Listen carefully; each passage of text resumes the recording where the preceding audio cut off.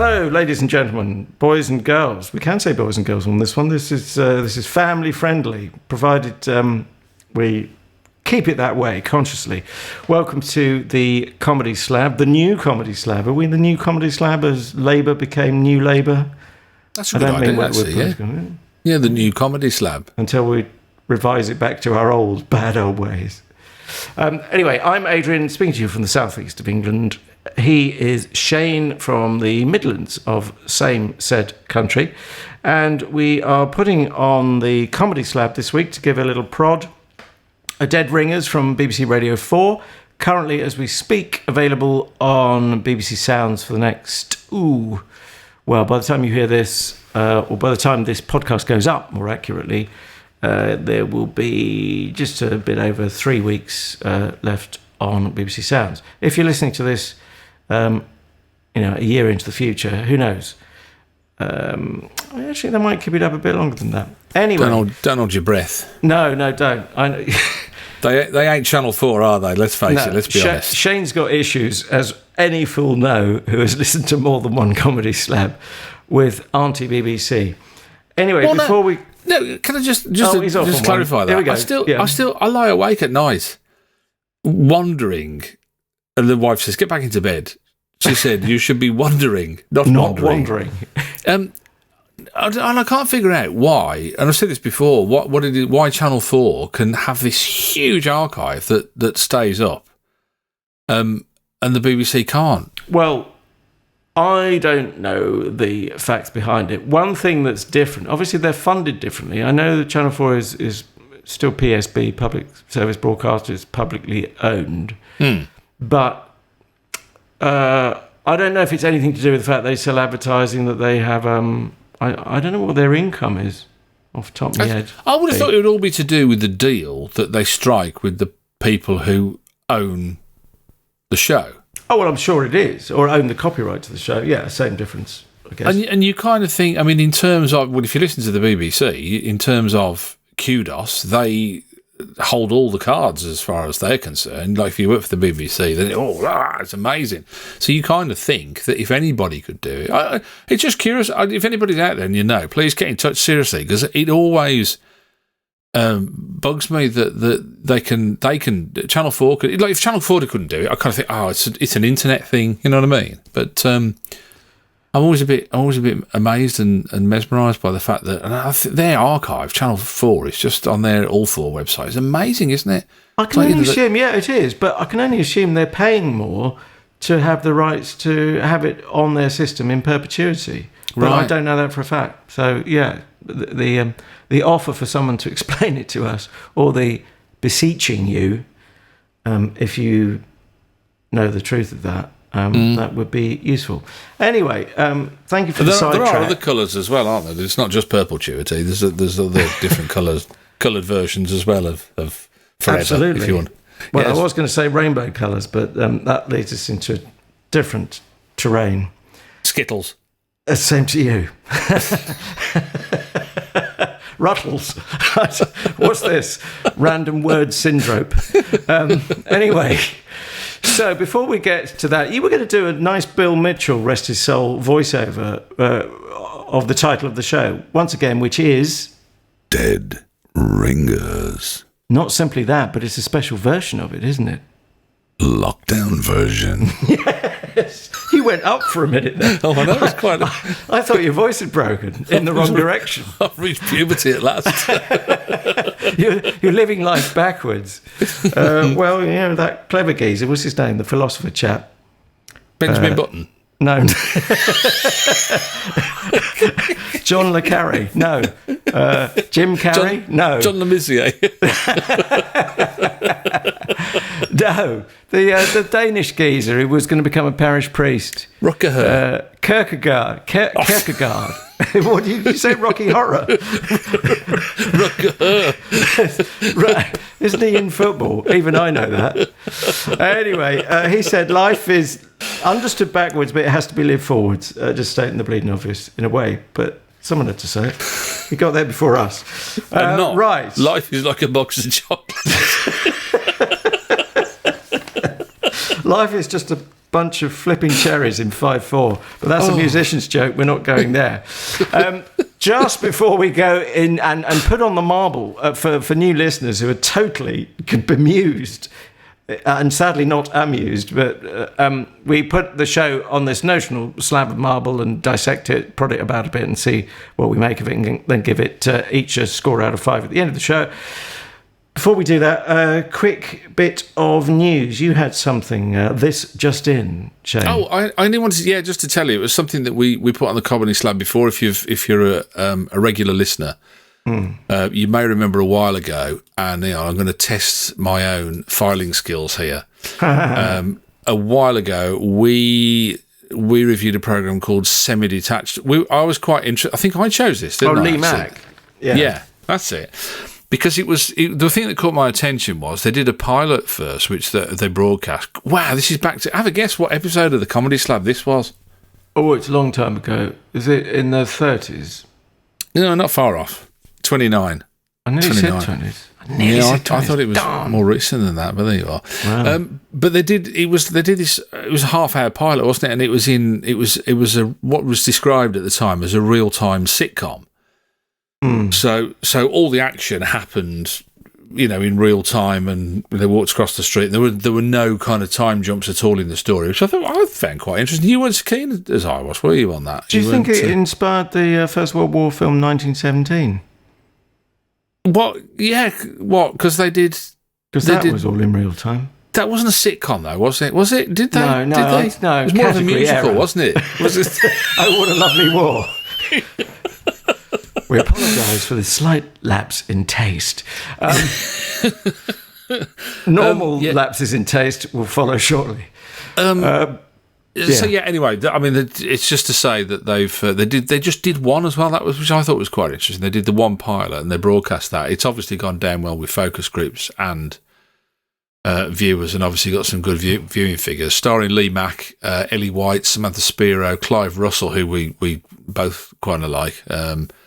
He's been in quite a few comedies that we've had a look at, and they've decided there's a trailer for the series, so they've gone for a series. Doesn't say how many's in the series, but they have they've gone with it, so that's quite nice. Starts in August, it says here, so could be any time, couldn't it? Starts shooting in August, you mean? No, the series starts in August. Oh. They've been shooting it. They've done the trail for it. Oh, they've obviously coped with lockdown somehow.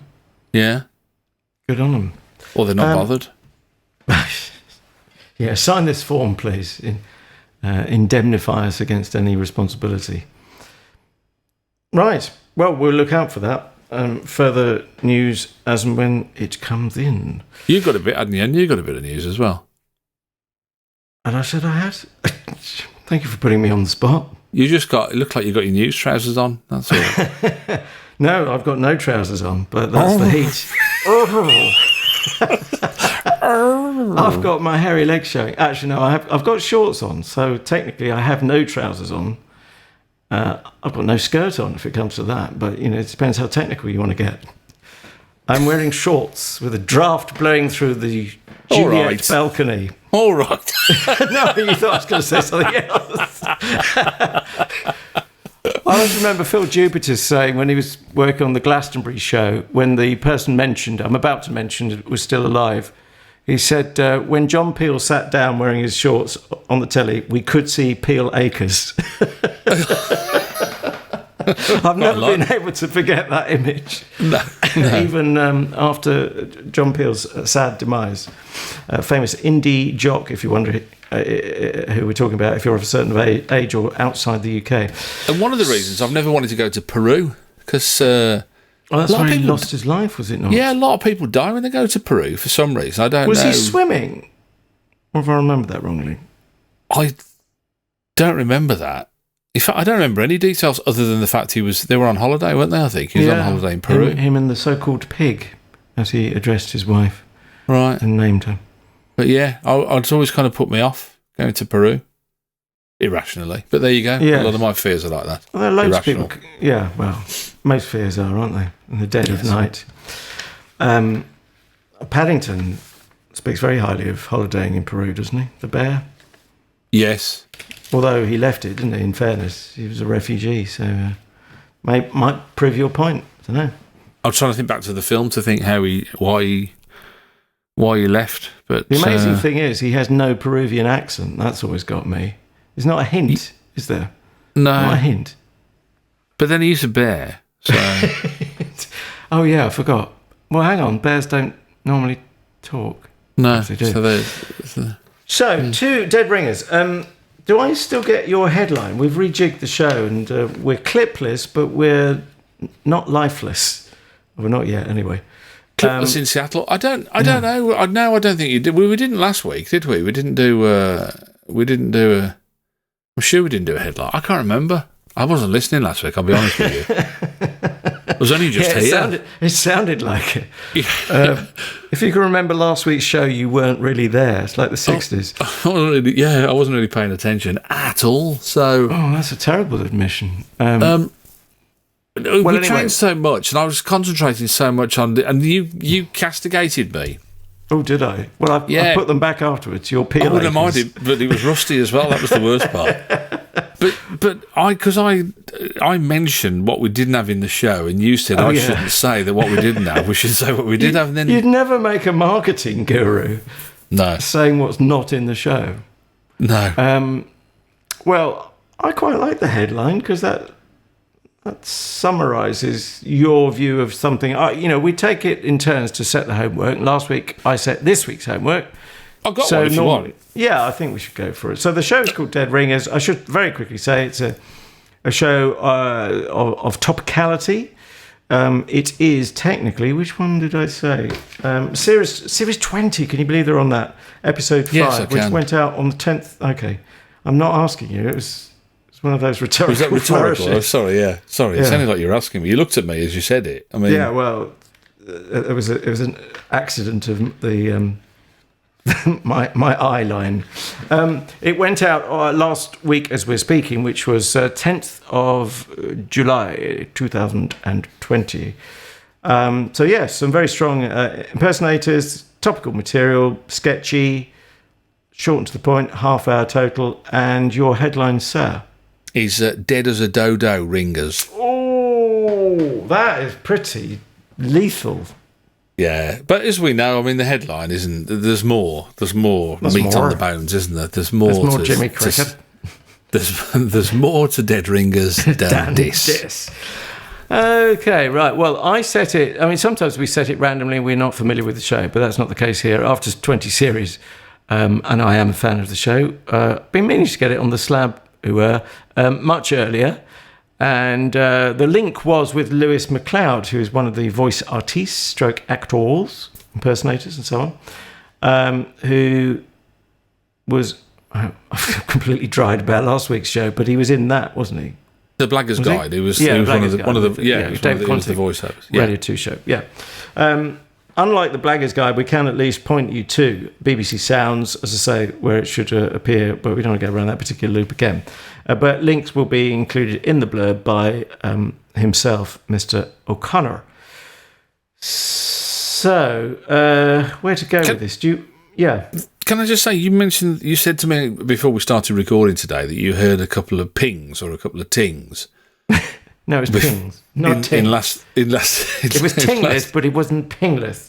In last week's show, and I said I didn't hear them. I didn't remember. It wasn't my swizzle stick, was it? Oh, I don't think so. Was it that when I had a drink? Well, you were purpling it, ladies and gentlemen. He's taking a swig. That's a swig. I don't think so, but wasn't that? Well, now you're doing it really annoyingly. Yeah, sorry. It was just a thought. I just thought one of it. No, I think it was a bit more phone-like. Do you assure me, by the power invested in you, that you have silenced all electronic devices? Well, no, because that's how I'm talking to you, isn't it, you duffer? No, silence from an alarm stroke ping point of view. Well, it can't ping, can it? Because I'm talking. That's my phone there that I'm pointing at, and it's pointing in your face. I'm talking to you. But you can silence pings, Grandad. You might need a 5-year-old to do it for you, but you've only got It shouldn't ping while I'm on this, should it? Anyway, shouldn't it? If you're on Skype or on FaceTime or whatever, it shouldn't ping. Still should ping it? because it could ping because there's a message can come. No. Yes, Ducky. No pinging around here. Anyway, sorry, go on. I interrupted you. Okay, You were saying, I've forgotten where we got to. I was going to ask what? You interrupted me, and then immediately you're interrupting me. Connor, what is it? You haven't got a headline, have you? Well, I wasn't expecting to do one, but since you ask... You could just have dead good ringers if you like it, couldn't you? Yeah, it's a bit lame. I was going to go for Dead Zeppelin, but that doesn't tell us anything. It's just that I've been watching some Led Zeppelin today on the tube of you. Stairway to Heaven. There's a song. Let's not get too distracted. Dead Ringers. It's made a good impression on me. How's that? Bring out your dead ringers. No, mine was better than... You can't start telling me what my headline is, you rotter. Especially when I come up with a good one on the fly, when you've put me on the spot, you rotter. Okay, can I get you to flesh out... Okay, you've given us the headline. Imagine there's, as there would be in your favourite rag, the Daily Mail, there would be a sub-headline, possibly with... Keep moving. My favourite rag's The Sun, actually, but go on. Okay, well... Even they might have, perhaps not quite so much as they, I don't know. Yeah, they probably do. Yeah, they'd have a subheadline, possibly with bullet points, 1 or 2 bullet points, fleshing out the headline. What might you add? It's not actually. I haven't bought a newspaper in 20 years, but that's another story for another day. I would add. I think. Do you know? I can just give you one bullet point. That was me. Was that your phone then? I could just give you one bullet point, which is sum up exactly where I'm coming from with this, and that is time has not been kind to this programme. And this goes back to, and I can't remember what show it was that we slabbed a while ago, and we talked about, I know what it was, Clearing the Community. Oh, yeah. And we talked about the longevity of radio shows on Radio 4 and their reluctance to... Let it go. To let it go, yes. Let it go.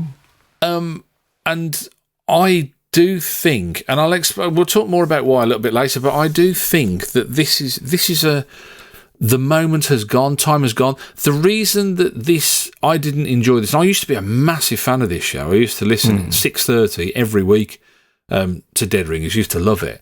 And the reason that this shouldn't be on anymore, because I think it's had its day, is the same reason why Spitting Image isn't on UK TV anymore, and why programmes like Newsoids don't work and haven't been very well received. And I think, in your humble opinion, well, they haven't. Newsoids hasn't reached anywhere near the success of Spitting Image, which was massive at the time, wasn't it?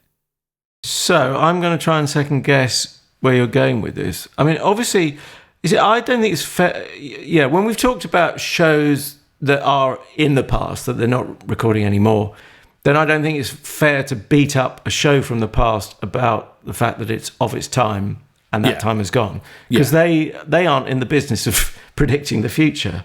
I mean, great if you can stay ahead of the curve and see some trends happening and so on, but you know, we can't even see till the end of the year the way things are going with the coronavirus at the moment as we speak. So it's a fool's game, isn't it, to make hard and fast predictions. I'm wondering what... but this is kind of the opposite of that, isn't it? What I'm saying is that this used to be a giant, but I don't think it is anymore. Do you think it's... I'm trying to second guess, as I say. Do you find it too formulaic and the formula has had its time then?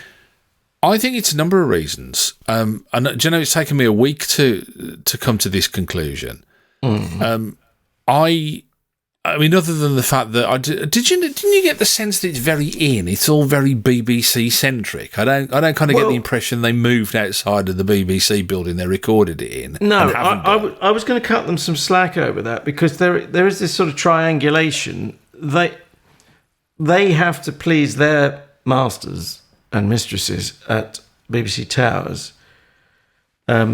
Much as we'd like to think, I mean, even if this is a BBC Studios production as it happens, but even if something is a so-called independent production, as I discovered when I was working on a Radio 2 documentary, not sure how much I can say, but essentially you'd be very wise to, shall we say, hire the presenter that the controller of said radio station quite likes at the moment. That is survival.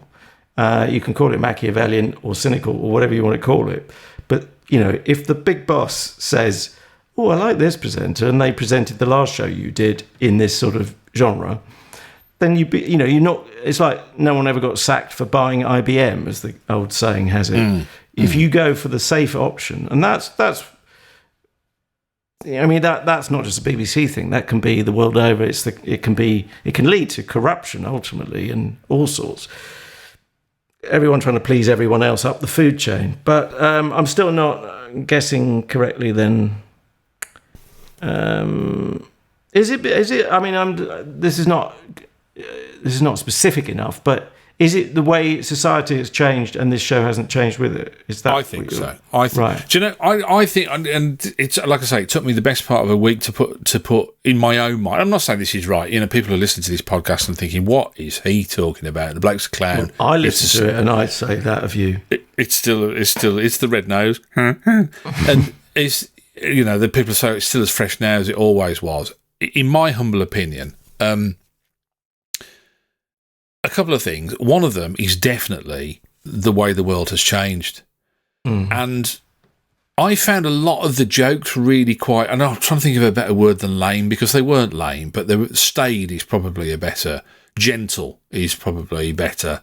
But because the problem is now, if something happens, if Donald Trump does something or Boris Johnson does something, there are hundreds, if not thousands of people on social media probably writing better gags than the gag writers are writing. I'll give you an example. I saw in the week, did you see Alexandra, and do you know this, have you heard of this woman, Alexandra Ocasio-Cortez? Have you heard of her? She's No, I haven't. She's a US representative for the New York 14th district, the Bronx and Queens. And she's a real. No, I think I have. She's a real left field thinker, and right on my street. A lot of her ideas are a bit wonk, to say the least. In your humble opinion? No. I mean, in a lot. No, of your non-humble opinion. A lot of people think her ideas are a bit wonk. Not least the fact people on her side as well. But anyway, they were saying about the violence has escalated in New York, and she tweeted this thing saying about how it was people trying to get bread to feed their families, and people were taking the mick. And then I was looking through the tweets, the replies, and I just saw this one, and it just simply said, "Violence begets violence." Baguettes violence. And I just thought, what is? I mean, you couldn't if you hired a scriptwriter for that, and that's the standard of quips that are out there that you see every day. And I think for a comedy writer now to write topical stuff, I think is really quite difficult. I don't think anyone should give up on it. I see where you're coming from, and there is there's either something a bit Darwinian, or you could see it as democratic, or a sort of some hocus pocus wizardry in between, some magical thing. But something's only going to really take off if it hits a popular nerve, isn't it, in terms of tweeting and retweeting or other forms of social media. I'm not... yeah. Go on. I'm just going to say that the very repetitive gags as well. Rishi Sunak gag going... There was one every other joke at times. And I just thought, yeah, okay, we get it. There must be other targets it felt very a little bit focused. And when I said about it's the BBC parodying itself, you have to be a big user of the BBC in order to get a lot of the stuff. I mean, I haven't listened to Gardener's Question Time for 25 years. I've interviewed Bunny Guinness, and I still couldn't tell you what she sounded like. I wouldn't know who she was if she bit me on the bum in the lift, you know what I mean? I mean, it was 15, 20 years ago that I interviewed the woman. Yeah. But that's been a that is a cultural weakness of lots of comedy shows on Radio 4, which is not, I'm not making an excuse for it. It does frustrate me But that's why I think that there's a hint of pleasing the masters about it. Right. There is also... Sorry, go on. No. I didn't really need to add much to that. And I was saying about the way the world has changed as well. Don't you think a lot of the things now are beyond parody? The world is so bonkers now. And another example, I mean, a former New York Times alleged journalist, David Kaufman, this week wrote a serious article saying that traffic signals were racist because the white man lit up to tell people to cross. And that we should ban... Well, the Washington Redskins have changed their name. We should ban Eskimo pie. I mean... How do you parody somebody who seriously sits down and writes an article and says that traffic signals to tell people, like traffic crossings, are racist? And if it's beyond, the world is beyond parody almost. I don't know if it's changed. It just happens to be changing, drifting away from your particular take on. Are you kidding me? It was never the same. We grew up in a time where the lights would go out. The screen is black, so if it was a black figure, you wouldn't see it. I mean, let's not even go down that route. But are you kidding me? You're saying that it's my perspective is wrong? Oh, come on! No, I didn't say wrong. I didn't say wrong. I'm just saying it happens to be not going in your direction at the moment. But it's always been nuts. No, not to that degree, I don't think. I think if somebody writes that that's how I feel. Anyway, I kind of think it is beyond parody. And then you've got things like they did something about I didn't realise it was supposed to be the Queen. I mean, a lot of the sketches, I didn't get I think there's a lot to be said for coming on and going, hello, I'm Victor Kayam, or whoever you're doing an impression of. Do you know what I mean? So people kind of get, hello, to pick a really up-to-the-minute illustration. Yeah, well, I mean, the Queen, she's 90. Well, yeah, she's been around a while, but she is still around. Yeah, but... they can at least claim that. Yeah, no, when I said hello, that's when I thought of Victor Kayam, but go on. Everyone busy Googling Victor Kayam, but not knowing, as I don't know, how to spell his surname.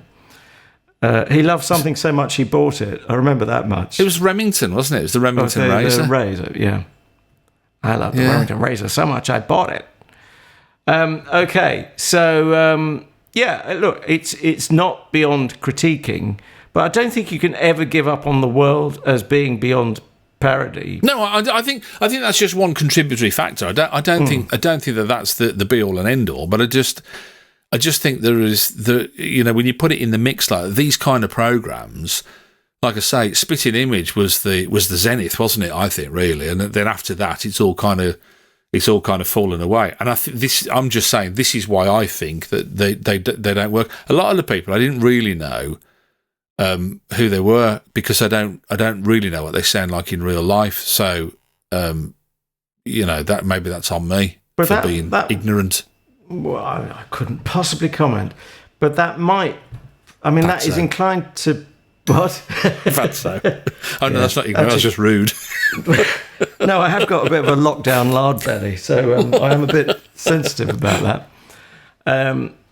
But that is one reason that will pull everything towards the centre, won't it? If you need a large bulk of your audience at any one moment to recognise pretty quickly who you are parodying, then they've got to be pretty high profile, haven't they? Yeah, and that's one reason Rishi Sunak is popping up. Hold that thought. Remember that thought. Whatever it is you're about to say. I just want to say on the Rishi Sunak thing, that to me is possibly to do with, and it should be sort of caught at a different stage, I think. But it suggested, like somewhere if you have some software where one part of the software operates one way, and then whatever switch works, or a visual display type thing works in one direction. You go to another part of the software, and it's a different color or something's different. That I think is different teams working on different parts of the software and not talking to each other. That's my theory. I mean, I've never been in IT development, but that's a suspicion I've got. And it's a bit like that because there are numerous writers. I think there's some good writing in there. I wouldn't be as harsh as you. It's something like 1, 2, 3, 4. It looks like about a dozen or even possibly more writers for do the math, as they say, for a 30-minute show. I know it's not evenly carved up, but they're only getting a sketch each. Some of them, I would think, or they're a couple of people are working on a couple of sketches together. I mean, I don't know how much they come together. I suspect they critique it as a team, but I don't know for a fact. Where was I going with that? That was a very long sentence. But I think that's where the Rishi Sunak thing may have come in. It's like, you've gone away, can you write that sketch? And can you go away and think about that? And they've both gone away. And Rishi Sunak has been dominant in the news, but it is a kind of, it was a sort of running gag, which might, for some people, that might be the very motivation for it, but obviously didn't work for you. Have you remembered what I said you should remember when I started spieling? Yeah, I was just going to say that I wrote, who is Petrog Trelawney? Oh, see, it is BBC In. He did tell you he's Radio 3 breakfast show presenter. Right, breakfast show. Yeah. I mean, but yeah, it's BBC Culture, isn't it? And that, it is quite an uneven contest now, isn't it? If you're going to pitch them in Broadcasting House against the rest of the world online, or the English-speaking world, or yeah. I can see what you're saying. I wouldn't give up on it because, one of the beautiful things about it is the high production values. Because there is some ropey technical stuff, that J Blogs puts up on YouTube or wherever. Some of it is brilliant. I mean, you can see the technical stars of tomorrow, as well as the in front of camera stars as well. I will say, you did the Bill Mitchell voiceover earlier, saying it was the lockdown edition, which is what it is, which means, of course, there's no studio audience. There is one upside, being a bit techie about it. It means you haven't got the coloration of the PA, so you've got beautiful, gorgeous voices, close mic'd, lovely studio sound to them. Anyway. I remember with more edge as well. I think originally. I remember they used to who used to do Tom Baker in the early days. Was that? John Culshaw does him now. John Culshaw was he doing he'd always done him, but I don't know for a fact. But he used to phone B&Q, didn't he, and ask for a sonic screwdriver. Well, that was the TV version of Dead. No, he did that on the radio version as well. Did he? Right. Okay. Yeah, no, I've never seen the TV version. That's how I know. Okay. I never actually watched it on TV. But yeah, there's kind of no. It was all a bit like the sketches were all a bit kind of. It was. There was nothing in there that kind of I thought there was any originality with it, or it was all kind of jokes that had been done. This whole kind of Jeremy Clarkson. Oh, she didn't want to drive a Prius, and then he hit his producer. Like, how old is that as a gag now? Going back and writing in. Joan Bakewell. I didn't even know Joan Bakewell still works. Oh, yeah, she does. Oh, no, I bet it's a beautiful Joan Bakewell. And Bennett. Michael Parkinson. I was waiting for somebody to come on and do Frank Spencer. It's like, oh, come on. You might have a long wait. Yes. But absolutely gorgeous Joan Bakewell. And a Joan Bakewell that has matured. Explaining Kanye West to Radio 4 listeners. Again, yeah, that's a Radio 4 slant, but the very idea of Joan Bakewell doing it, and just so beautifully taken off. I think it's Jan Ravens, but I think it is, isn't it? Yeah, yeah, I think so. But yeah, just for the record, it's John Culshaw, Jan Ravens, Lewis MacLeod. We talked about last week as well. Duncan Wisby and Deborah Stevenson. So there's only one other female that could have been doing. It does strike me as Jan Ravens, and also a beautiful Maggie Smith. Again, maybe Jan. I don't know Deborah's voice minus the impersonations. I was used to love her. I used to watch Bad Girls. Probably it's way too lowbrow for you to watch because it was an I'm ITV. not as bright as you'd have me painted as. It was an ITV drama set in a woman's prison. I can't really see you going down that avenue by any stretch of the imagination. But she played a character. More subject matter than it's not about highbrow or lowbrow. Just I'd fall asleep, I think. She played a character called Shell Dockley in that, who was like a real hard case. Deborah Stevenson did. And I always thought she's a fab actress. I like her as an actress more than I do doing voice stuff. I think she's wasted. She should be in a lot more than she's in my humble opinion. Right. Yeah, I don't know. I can't. It shocked me a bit because I kind of thought, I'm going to sit down, and it was the complete opposite of sitting down with my arms folded. Right, come on, entertain me. It was I was sat down and I thought, I'm going to love this, and it just it fell flat really for me. I mean, you still think it's got its chops, do you? That in this day, do you concede any of what I'm saying? Do you see that at all or not? I do. I mean, look, can we recall the show it came out of, if I've got my Radio 4 history correct? Do you recall a precursor to this in terms of topical? It would have been billed as satire. Satire, it's debatable how heavy satire has to be before it's really satire. If I said The Associates... yes, you'd be on the money. That was the Club Country. Thing Fears 2. Party Fears 2. Party Fears 2, The Associates, yeah. Yeah, wow. Which was the theme tune for? Weekending, yeah. I used to have that. That was another one I used to love. That was a real great bit of radio. I don't know. I think maybe there's something in what you're saying. Maybe it's going away from my perspective, but I don't seem to be the only one saying this. And I don't know. I think it's such a shame, really, that it's something that was once great. I don't know whether we've had this conversation, as I say before, haven't we, about Claire in the community, about how Radio 4 and they'll just keep going, and they keep going and keep going and keep going, and you're on series 76 of something. You think, wow, it would have been called. Why wasn't it called? This had an absence of 7 years, didn't it? Yeah. Oh, yeah. I hadn't twigged that. Yeah, it was off for 7 years, and then still ended up hitting series 20. What figure that one out? Well, that's 2 series a year, isn't it? Probably. Minus the years you're talking about. Did it disappear precisely when it went on TV? And not that it was on TV for that long, but does it coincide with that? I didn't check, actually. It just said after a hiatus of 7 years they had it back. But yeah, I guess it was around the time. It totally passed me by on TV. I didn't watch it on TV at all. Right. Actually, that is my guess. Series 1 was 2000. Yeah, sorry, you had said that you hadn't seen TV. Let me quickly look. I'm just scrolling down a certain proprietary online encyclopedia. Series 1 of the TV version of Dead Ringers was 2002.